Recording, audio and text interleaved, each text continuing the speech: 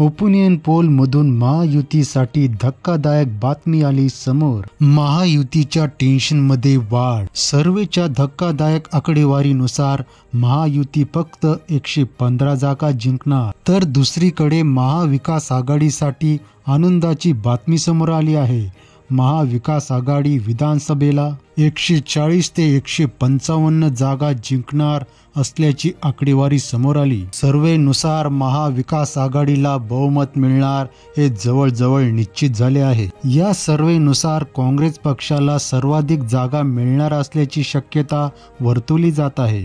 या सर्वेनुसार महायुतीला फक्त 115 ते 128 जागेंवर समाधान मानावे लागेल असे दिसत आहे। महायुतीला 38 ते 40% मतदान मिळण्याची शक्यता आहे, तसेच महाविकास आघाडीला 40 ते 45% मतदान मिळणार असल्याची शक्यता दिसून येत आहे। त्यामुळे विधानसभेला महाविकास आघाडीचं सरकार येईल अशी शक्यता सर्वेमधून दिसत आहे।